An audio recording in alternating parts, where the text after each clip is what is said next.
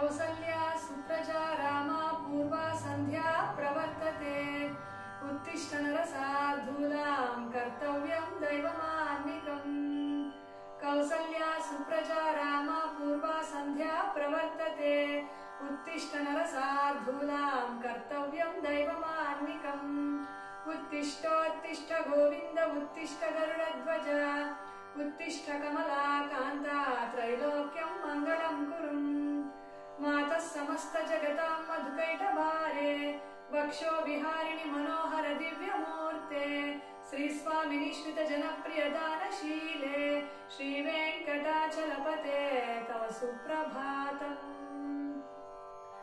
सुप्रभातमरविन्दलोचने भवतु प्रसन्नमुखचन्द्रमण्डले विधिशङ्करेन्द्रवनिताभिरर्चिते वृषशैलनाथदयिते दयानिधे अत्र्यादिशप्तऋषयः समुपास्य सन्ध्या आकाशसिन्धुकमलानि मनोहराणि आदाय पादयुगमर्चयितुं प्रपन्ना शेषाद्रिशेखर विभो तव सुप्रभातम् पञ्चाननाब्जपवषण्मुखवासवाद्य त्रैविक्रमादिचरितं विबुधास्तुवन्ति भाषापति पठति वासरशुद्धिमारात् शेषाद्रिशेखर विभो तव सुप्रभातम् ईश प्रफुल्ल सरसीरुहनारिकेला पूगद्रुमादिसु मनोहर पालिकानाम् आवाति मन्दमनिलस्सह दिव्यगन्धै शेषाद्रिशेखर विभो तव सुप्रभातम् उन्मील्य नेत्रयुगमुत्तम पञ्जरस्था पात्रावशिष्टकदलीफलपायसानि भुक्त्वा सलीलमतके शुकात् पठन्ति शेषाद्रिशेखर विभो तव सुप्रभातम् तन्त्री प्रहर्ष मधुरस्वनया विपञ्च्य गायत्यनन्तचरितं तव नारदोऽपि भाषा समग्रमसकृत्करचार रम्यम् शेषाद्रिशेखर विभो तव सुप्रभातम् भृङ्गावली च मकरन्दरसानुविद्या झङ्कारगीतनिनदैककुभो विहङ्गा निर्यान्त्युपान्त सरसी कमलोदरेभ्यः शेषाद्रिशेखर विभो तव सुप्रभातम् योषा गणेन वरदग्निनिमध्यमाना घोषालयेषु दतिमन्तन तीव्र घोषा रोषात् कलिं विदधते ककुभश्च कुम्भा शेषाद्रिशेखर विभो तव सुप्रभातम् पद्मेशमित्र शतपत्र गतालिवर्गा हर्तुं श्रियं कुवलयस्य निजाङ्गलक्ष्म्या कल्पागमाकलनया कुलतां लभन्ते शेषाद्रिशेखर विभो तव सुप्रभातम् श्रीमन्नभीष्टवरदाखिल लोकबन्धो श्री श्रीनिवास जगदेक दयैक सिन्धो श्रीदेवता गृहभुजान्तर दिव्यमूर्ते श्रीवेङ्कटाचलपते तव सुप्रभातम् श्रीस्वामि पुष्करणिकाप्लव निर्मलाङ्ग श्रेयोर्तिनो हर विरिञ्चि सनन्दनाद्य द्वारे वसन्ति वरवेत्र हतोत्तमाङ्ग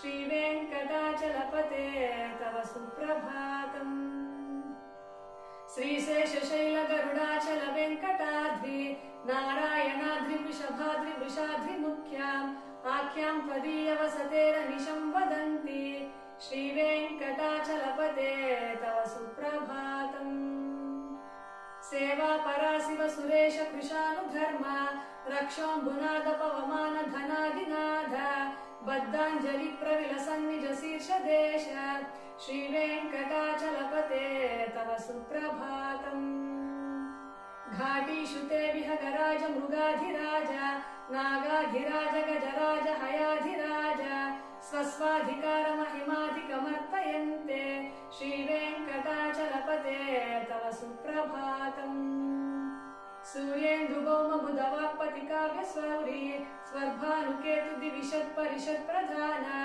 पद्दासदासचरमावधिदासदास श्रीवेङ्कटाचलपते तव सुप्रभातम् त्वत्पादधूलिभरितत्स्फुरितोत्तमाङ्गा स्वर्गापवर्गपदवीं परमां श्रयन्तः मर्त्या मनुष्यभुवने मतिमाश्रयन्ते श्रीवेङ्कटाचलपते तव सुप्रभातम् त्वद्गोपुराग्रशिखराणि निरीक्षमाणा स्वर्गापवर्गनिरपेक्ष निजान्तरङ्ग कल्पागमाकलनयाकुलतां लभन्ते श्रीवेङ्कटाचलपते तव सुप्रभातम्।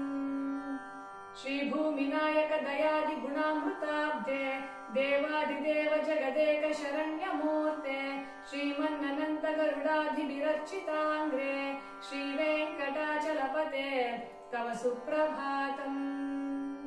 कन्दर्पदर्पहर सुन्दर दिव्यमूर्ते कान्तां कुचां कुरुह कुट्मललोल दृष्टे कल्याण निर्मल गुणाकर दिव्यकीर्ते श्रीवेङ्कटाचलपते तव सुप्रभातम्।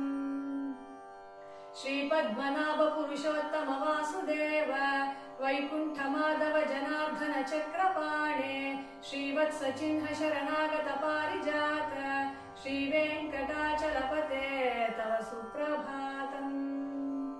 मीनाकृते कमठकोल नृसिंहवर्णिन् स्वामिन् परश्वत तपोधन रामचन्द्र शेषांश रामयदुनन्दन कल्किरूप श्रीवेङ्कटाचलपते तव सुप्रभातम्। एलालवङ्ग घनसार सुगन्धितीर्थम् दिव्यं वियस्सरित हेम घटेषु पूर्णम् धृत्याद्य वैदिक शिखामणयः प्रहृष्टा तिष्ठन्ति वेङ्कटपते तव सुप्रभातम्। भास्वानुदेति विकचानि सरोरुहाणि सम्पूरयन्ति निनदैककुभो विहङ्ग श्रीवैष्णवा सततमर्चित मङ्गलास्ते दामाश्रयन्ति तव वेङ्कट सुप्रभातम्। ब्रह्मादयः सुरवरः समहर्षयस्ते सन्तः सनन्दन मुखाश्वत योगिवर्या दामान्तिके तव हि मङ्गलवस्तु हस्ता श्रीवेङ्कटाचलपते तव सुप्रभातम्। लक्ष्मी निवास निरवध्य गुणैक सिन्धो संसार सागर समुत्तरणैक सेतो वेदान्त वेद्य निज वैभव भक्त भोग्य श्रीवेङ्कटाचलपते तव सुप्रभातम्। इत्थं वृषाचलपतेरिह सुप्रभातम् ये मानवा प्रतिदिनं पठितुं प्रवृत्ता तेषां प्रभात समये स्मृतिरङ्गभाजां प्रज्ञां परार्थ सुलभां परमां प्रसूते। श्री वेंकटेश्वर सुप्रभातं सम्पूर्णम्। हरे कृष्ण।